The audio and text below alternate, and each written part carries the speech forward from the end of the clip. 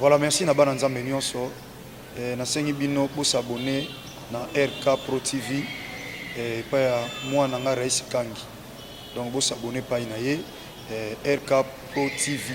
Vous s'abonner ebele massivement de Tolobaka et pour na plus ba émission chrétienne mingi o nzamba sala makasi apesa makoki ya kochaka kati na bino bana nzambe batant oyo bokoki ko se retrouver na makambo nzambe. Donc na pesi bino directive bande konanga vous s'abonner na RK Pro TV et pas web bola na makambo nzambe nde bola. Tout ce qui est chrétien, donc des œuvres chrétiennes, pour la édification, il y a l'église corps de Christ. J'insiste, RK Pro TV, vous s'abonner massivement pour nous retrouver par ya Makamanzan. Dans ma part, il y a de la foi, et pour les Karakuna, et pas il y a moi, Nabiso Raïs Kangi. Que le bon Dieu vous bénisse.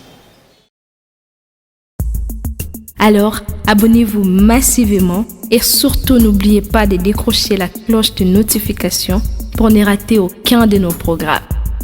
RK Pro TV. FB International, Fiston Bassende, agence de fret maritime pour Paris en France à destination de Kinshasa RDC. Tous vos colis, envoi express, envoi normal, conteneurs et autres. Confiance Nabiso na FB International. Fiston Bassende, en région parisienne, au 40 rue Jean Rossard, 77 380 Comble-la-Ville, en France. Contact, composé le plus 33 7 67 90 77 07. Et à Kinshasa RDC, votre contact au 72 avenue Maringa, commune de Kassavubu. Référence à Sosa Chaba. Téléphone plus 243 89 89 11 402. Le fret maritime. Ezali Mosala ya FB International. Fiston Bassende. Allez vite, vite, mais alors très vite chez FB International. Fiston Bassende. Kisalo na kisalo. Mbote na bande konyo bozuli bakwa kolanda biso lisusu na émission na bino Bravo Jésus o epesa makepa ya évangéliste Joseph Mukambulu awa na RK Pro TV. Tika mapamboli alola ezala partage na bino tobondeli. Papa merci na libako pesi biso tokutana libota na yo poto lobela maloba na yo. Fongola maele na biso molimo na nzambe pesa biso mitema na bato kelela maloba na nzambe sika na mitema na bato pe maloba oto ko sakola et produire ba effet Satana yiba yango te au nom de Jésus-Christ de Nazareth. Amen.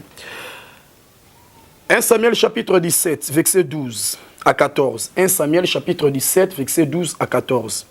Or, David, fils de cet Ephratien, de Bethléem de Juda, nommé Isaïe, qui avait 8 fils, et qui du temps de Saül était vieux et avancé en âge.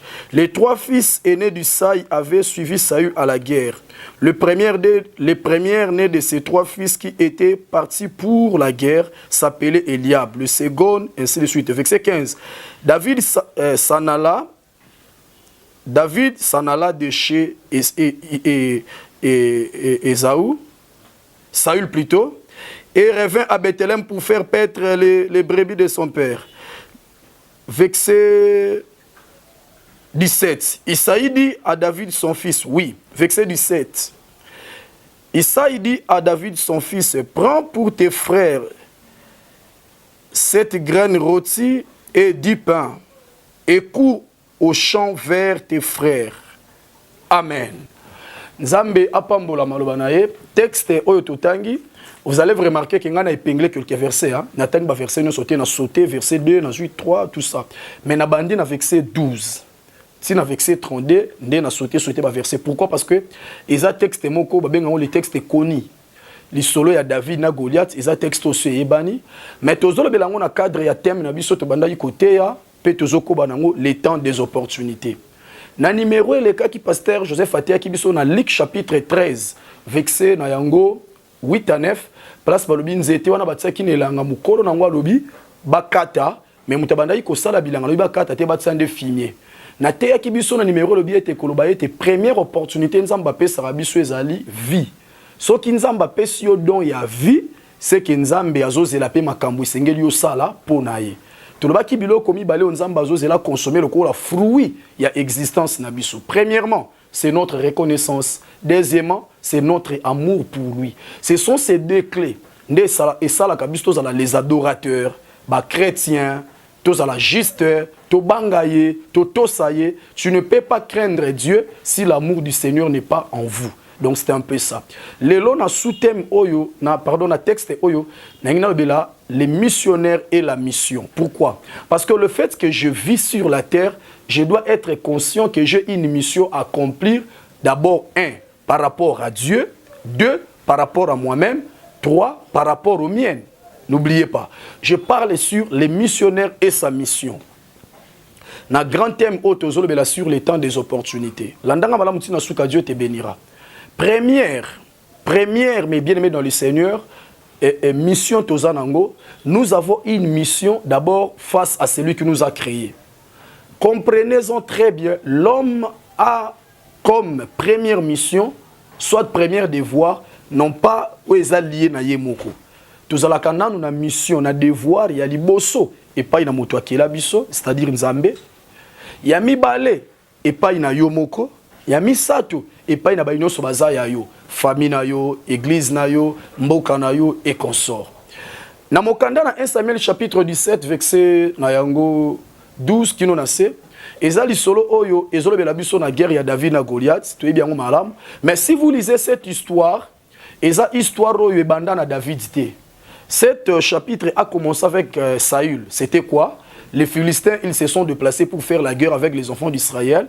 Maintenant, mode opératoire et la guerre, adopté que les Philistins, les enfants d'Israël aussi, ils devaient faire sortir un seul homme pour se battre avec les géants des Philistins. Et c'est lui qui va gagner l'autre, c'est-à-dire son pays, en effet, et gagner mboka ya ba mususuana.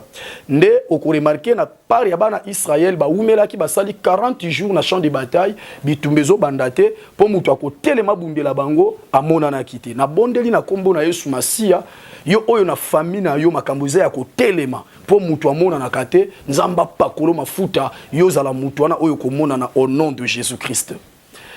Écoutez la pensée de Dieu. Ezana ba famille mususu bebelebe dans le Seigneur, ezana ba vie mususu, ezande tibitumba ya ba Philistins. Ezande tibitumba ya bana Israël na ba Philistins. Ba sala 40 ans. Pourquoi? Parce que bazelaka mutu à côté le mabunda. Parce que Bible lobi bana Israël baye, Goliath pe aye, bazo finga bana Israël pendant 40 jours. Mutu guerre bandite pourquoi? Parce que Israël a zangi mutu à ko présenter. Mais bien aimé, Yangwana suko tsema bolongo na sebisa nzambe s'il vous plaît na 2023 pe sa famille na ngai ba David. Yebisa nzambe bimisa ba David na famille na nga kolobaka te nzambe salanga David. Nzamba oko sala pe yo za fort na prière, mabimisi mutu mo na famille za fort na politique. Musupa bimi za fort na finance, muswa bimi za fort na makambo itali comment na aspect juridique. Muswa bimi za fort na médecine. Il faut que la famille est équilibrée. Ba to prière bazala, ba to pe soki likambo yaya e ayeba ina général bazala, ba to pe moi maladie, abia boke no hôpital na sala kuna bazala. Pourquoi? Israël est bêti 40 ans, bazo bouger te pour mutobundela bango azati. Il y a beaucoup de familles les lois à côté les pourquoi? Parce que batu bako défendre bango bazati. Muto yiko faire avancer ces familles azati. Yo oyo bundaka pour famille kende liboso. Yo oyo bundaka pour batanga. Yo wana satana bomi musala na yo. Yo wana libale kufi. Yo wana mobala bande ko sunga yo abela paralysie. Ah oui, mobala bande ko sungo babwa kele malade. Bakosele makambo banda kota na procès. Le pangwa somba marchandise atinda elimwa agence asalaki ekota moi un cas donc a komi kuna bentation kangana ya agence sango pour les produire te pourquoi? Parce que rien ne marche. N'oubliez pas cette vérité spirituelle, tu ne peux pas avancer dans la vie si vous êtes seul. Ta famille ne peut pas progresser s'il n'y a pas de David, s'il n'y a pas de Goliath. Écoutez la pensée de Dieu. La Bible nous dit dans le livre d'Ésaïe, sur ma montagne, je susciterai les héros. Cela veut dire quoi? Dans la présence de Dieu, par la prière, Dieu peut susciter les héros, c'est-à-dire les hommes capables de défendre la famille financièrement, les hommes et les femmes capables de défendre la famille dans leurs relations, les hommes capables de défendre la famille dans carnet d'adresse. Ce que je prie au nom suprême de Jésus-Christ. Na 2023, nzamba telemisa bato ba défendre famille na yo na prière bazala. Weza ke mutu akyo simba kisi ale kisabana na famille na yo mazo kokate po yo au vendre en Afrique du Sud. Mais prière na yo ezo ko empêcher bato bazana kimbanse ke ba opérer. Prière na yo eza ko empêcher occultisme ya ndeko na Dallas. Ezo ko empêcher bitumbande ko na Californie soki wapi na musala azo kuta manango occultisme wana elonga yete à cause de prière na yo soki olobi amen bien je prierai au nom de Jésus nzamba pakolo mafuta a telle émission na 2023 lokola mutoko défendre famille na yo na kombo Yesu Masi à Nazareth loba amen ya bien à la part na yo sunganga yebisa papa na bana nzamba salo défenseur andako yo yebisa pe madame loba madame nzamba salo défenseur andako yo kende ko yebisa bana place bazar tambola na téléphone na yo loba nzamba sala bino ba défenseur ya ndako yo ba défenseur a famille oyo ozobota bana te po bana wana bazala lobi ba problème po na yo mozobota bana po lobi bana bazala ba solution po na biso. C'est ça la logique de Dieu, c'est ça la vision de Dieu. Écoutez, Dieu avait un besoin. La besoin de Dieu c'était quoi? La besoin de Dieu c'était d'avoir les adorateurs. Voilà pourquoi il a envoyé Jésus-Christ sur la terre. Christ nous a mis au monde na blessure à joie qui na ekulus. Cette blessure là et permettre biso to bota mabana na nzambe to botami pour to répondre na besoin ya nzambe ya kozala ba adorateur. Cela veut dire quoi? To bota ka po bana ba répondre na ba besoin na biso plus tard et non pas po biso to tika la ka kozala ba réponse ya bana o boti mwana koti na ba drogue. A koti na ba drogue a comme il sous problème il pona yo. O boti mwana si lelo maladi banda ba découvrir maladi wana. Mwana landi ba traitement 8 ans zobikate. A commis objet ya souci pona yo te nzamba pesa ke mwana wana pona bongo te na bondeli na kombo na Yesu o ba kobima na misho pona yo o ba koima na ba entraille na yo bazala ba solution pona yo bazala ba problème pona yo te suko lobi amen ya bien nzamba sala yo ngolu. Écoutez la pensée de Dieu ba telemi pendant 40 jours na 40 jours wana humiliation ezo koya lokola mvula. Nazana posana te ya biso makambo ebele metango eza mukie. Écoutez la pensée de Dieu. Oyebi soki famille eza stationné, première conséquence bobi ke za via humiliation. Batu bando seka bino sans ke boyeba. Batu ba opesa famille na bino ba kombo sans ke boyeba. Batu bando tchola bino sans ke boyeba. Batu ba banda ko manquer bino respect sans ke boyeba. Ba opesa mutu moko valeur te na famille na bino sans ke boyeba. Oui, Israël à cause ya stationnement ya 40 jours, lokola bango bazangi mutu ko bimisa, conséquence za gineni. Goliath azo finga bango nyonso. Vexé 17 elobiango, même avant vexé 32 babi Goliath azo ko avancer chaque fois finga bango. Bandeko, soki makambo zo ko avancer te na vie. Mbuma liboso ko buke za soni na bondelaki Bible lobi na mokanda Esaïe chapitre 54 verset 1er que nous avons verset 2. Bible lobi tu oublieras la honte de ta jeunesse. Laisse que la parole de Dieu nazo te ya yo mutozo yo kanga soni nyonso satana tsana vi na yo na domaine na libala okokalisu ko betela batu sango mobali na ote okokalisu ko betela batu sango nzoto na ote po microbe wana bando latango ozana poto mo comprendre ba infection utaka yo wapi o meli ba kisi ya ndenge nyonso ozu ba traitement ndenge nyonso satana humilia yo na domaine impuissance sexuelle na éjaculation précoce na désir na mbeto libala vie koma ya polygamie vie koma ya divorce otiki oyo mususu azui soni nyonso ba pesa yo okoma ko éviter ko betela même ba pasteur ba requête na yo ko betela ba pasteur ba sija famille na yo. Pourquoi? Parce que makambo telemi conséquences eza nini eza soni. Mais nzamba lobi na mokande Esaïe chapitre 54 verset 1 à 2 alobi okobosa na soni ya bolenge na yo tika nzambo na zote ya yo nzambe ya Joseph Mukambilu nzambe ya la voix de Dieu nzambe ya alliance a délivré na soni au nom de Jésus. Soki okoloba amen akosakola pona yo nzamba délivrer futur na yo na soni a délivrer futur ya bana na yo na soni a délivrer futur ya sala na yo na soni. Soki okoloba amen, je te bénirai de tout mon cœur. Na koloba même santé na yo. Nzamba délivrer ngona ba maladie ou elinga ke pesa yo soni na basanze koya. Bandeko, eza maladie musozo bela ngo yo mozo ke l'hôpital moyo kana soni. Loba amena te ya yo. Loba amena pambola yo. Yebisa papa na bana loba nzamba délivrer ndako na soni. Yo kanisa ko vana na Europe ndeza honneur, eza ka honneur. Okesa ko bala ka ndeza honneur. Okesa ko tonga ndeza honneur. Non. Soki makambo etelemi ezo bouger te bande ko kumba soni. Via bana Israël soni.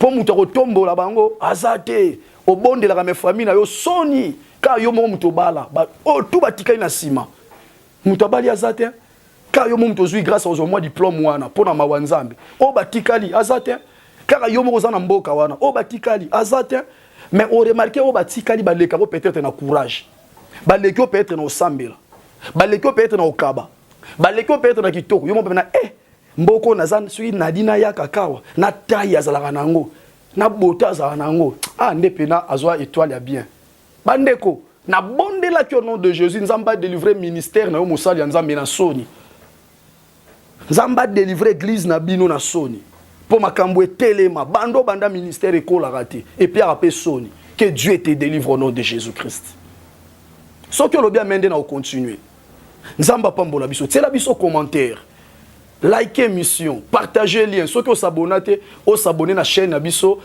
bravo, comment dirais-je, RK Pro TV, et aussi dans notre chaîne Bravo Jésus 1 TV. Le Seigneur vous fera énormément du bien. Écoutez la pensée de Dieu. Ceux qui ont remarqué si ko bande konangai, bato nzamba tindaka balongola batu na soni, bazaka bato ba bandaka li solote. Bakuta li solo soit na katikati soit na suka. Loba met place aux te ayo. On remarqué 1 Samuel chapitre 17, verset 1. Kino na verset 12, 11 plutôt, beta kombo David ite. Beta kombo Saül, Goliath, ba Philistin, yaya David, kombo David batangi yango kaka na verset 12. Kombo David batangi yango na verset 17. C'est que batangi yango mingi te ko banda verset 1, kino na verset 11 batangi yango te. Mais verset 12, ti verset ya se nde ba komi otanga David. En quelque sorte nengna loba 1 Samuel chapitre 17 et banda qui na histoire à David ité. Mais comment qui n'a histoire à David? Sokyo koloba amen, je te bénirai, je dirai quoi? Toi qui as Dieu, toi qui es le sauveur de ta famille, mets ça dans ta tête. Année 2023 et kokyo banda ndete za année na yote. Mais na souka irokoma année na yo. Erokyo bandana témoignage na yote. Erokyo bandana exploit na yote. Na miracle na yote. Ndenge anangwe bandi ondreka anemo ya bitumba po na yo. Mobali lukilo ba problème na janvier kaka. Obungi simbongo na janvier kaka. Ba benganyo na ndaku na janvier kaka. Ba tongi opo ba seme ki ba yinio na janvier kaka. Ba koselo makamu na musala na janvier kaka. C'est que maladi ngo ba découvrir ngo na janvier kaka na février. Okufeli mama na janvier kaka. Okufeli pasteur, okufeli mundimi na janvier kaka. Mutu ando sungo na vie bokabwani na janvier kaka. C'est que ebandi ndete za ane na yote. Mais j'aimerais te dire des fois ba histoire, ba chapitre o ebandaka sans biso et soukande ba chapitre na biso. Soki olobi amena ko pambola yo. Oyebi na mokanda Rite chapitre 1. Ezalaka lisolo ya ritite. Ezaki lisolo ya papa Elikana, mobali ya mama Naomi, na bana na mibale Kilijona Makilon. Chapitre 2 de Ritsa Kotina Orpa. Na bondeli au nom de Jésus. Après Matéa Oyo. Nzambo na salelaka. Akoti sa kombono na scène. Nzambo na salelaka. Akoti sa kombono na rôle ko jouer na 2023. Nzambo na salelaka. Akoti sa kombono na cour des grands. Nzambo na salelaka. Akoti sa kombono na mitu ya batu. Na ba bureau ya batu. Na ba fera minene. Olobi a me ya bien grâce wane tambola na yo. Pesa mobile nombo te subola na chéri na yo. Atabu swana kiboyokana pesa imbote lo banzamba koti sa kombo na biso na makambo ya minene toi ki otika batu na mokilité bible lobi avec Dieu nous ferons des exploits tikanzamba koti sa kombo mwana notre père moko ye patonga ezalaka to ye Kinshasa na ke okunda noko ezakate na Kinshasa na yokunda mama leki na yeko sala tombo papa soki olobi mais mvule koya mvula oyo ezala pena oye Kinshasa te na aussi sa 3e niveau oye Kinshasa te conteneur à 40 pieds mi baleye yango na bien afa pour na te kabiloko oye Kinshasa te na ko signer contre loba mais ya bien makambo ne sala melayo je sens la présence de Dieu je sens l'onction de Dieu on nzamba zo communiquer pa ina yo na nzela matéa oyo. Cela veut dire quoi? Rite chapitre 1 et banda ki na kombo ya Rite cité. Rite chapitre 1 et banda ki na kombo ya nani? Na kombo ya Makilon, Elkana, Makilon, Kilijon, Naomi. Mais et comme na chapitre de nzamba memi kombo ya Rite. Ezana nzambe moko memaka kombo ya batu place e banda ko beta mato auparavant. Na palais royal, kombo David et Nobé Tamate. Mais na 1 Samuel chapitre 16, Bible bi roi Saül ayo ki mwa mutu liboma. Poazwa kimia, fo mutu abetele kitar. tant bazoluka nani ya kobeta nzambe imposer bango kombo David bandeko soki saison na yo ekoki nzamba ko imposer batu kombo na yo ako imposer batu numéro de téléphone na yo bandeko muso benga biso pasteur Joseph na banda Rolando banda kala suna bina benga yo na bossa na kate saison ekoki te soki tan wana oto esenge to solo le koki nzamba ozangi so pongi ka poto solo la. Ah oui, je vous dis ce qui est vrai. Yango na bondeli au nom suprême de Jésus. Nzamba zangi sape batu pongi pona yo, ba salelo bolamu, ba linga yo, ba yokela ko siko mawa, ba apprécier na juste valeur na yo, ba comprendre ka yo, c'est lo ba besoin na yo, lo ba mais bien grâce au etambola na yo. Kombo ya rite zalaka te, mais nzamba zui kombo ya rite sa memi yango na livre ya rite na famille ya Naomi. Nzamba mema kombo na yo, place kana make kota mate. Pour nzamba kotisa kombo ya David na histoire ya chapitre du 7 na verset 12 kombo David ekotaki nazo teya nzamba kotisa kombo ya famille na yo na minoko ya mikonzi nzamba kotisa kombo ya famille na yo na minoko ya bato ya minene nzamba kotisa kombo mobali na yo na minoko ya PDG na ye azwa promotion azwa engagement nzamba kotisa kombo ya bana na yo na ba opportunité ya minene loba meya bien et la partage na yo. Que Dieu soit loué. Écoutez la pensée de Dieu. Kombo ya David ezala quitté na 1 Samuel chapitre du 7 et ko kotande na chapitre verset 12 pardon. Nazote sur les temps des opportunités. Écoutez. Pourquoi Bible lobi David a se retrouvé na bitumba. Les temps des opportunités. La nangati na suka. Si vous avez besoin de la prière, komela biso na WhatsApp benga biso na WhatsApp, sala voice na WhatsApp, na numéro suki na sa na 9 na kosunga biso. J'ai une équipe de l'intercession autour bonne la pona ba sujet nyos bo pesa biso nzambo manifester gloire na ye. Landa malamu. Soki olandi na verset wana ya nani? Bible lobi papa na ya tindi David ya na guerre e bandi bongo. Ah!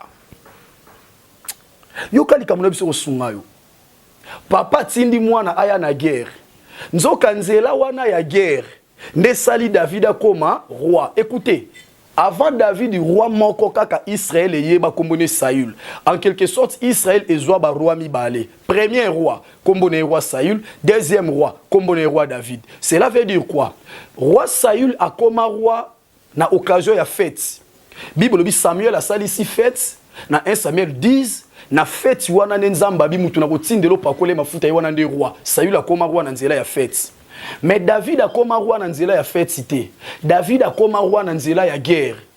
Guerre ezo salema abundi na Goliath nda komi roi. Nangina bisande komoko. Na nzela ba opportunité. Eza na bato ba koma ba roi na nzela ya fête. Eza pe na bato ba koma ba roi na nzela ya guerre. Aya. Eza na bato ba koma ba roi na nzela ya fête. Eza pe na bato ba koma ba roi na nzela ya guerre. Oui, mais keba mutu akomi roi na nzela ya fête. Asuki sa royauté na guerre. Mais mutu akomi roi na nzela guerre. Asuki sa royauté na fête. Bolanda biso na numéro ekoya bokozanga te kozala parfaitement béni. David na nzela guerre nenza ma permettre chemin ya royauté fungwama. Ba guerre ozolekisa na libala na vie chrétienne na yo.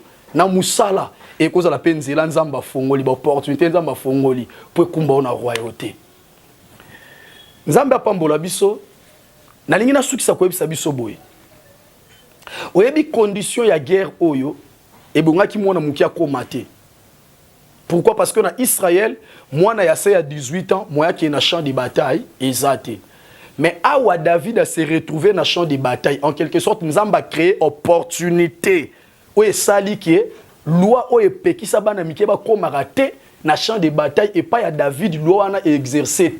David a se retrouvé dans le champ de bataille. Pourquoi? Parce que c'était son temps des opportunités.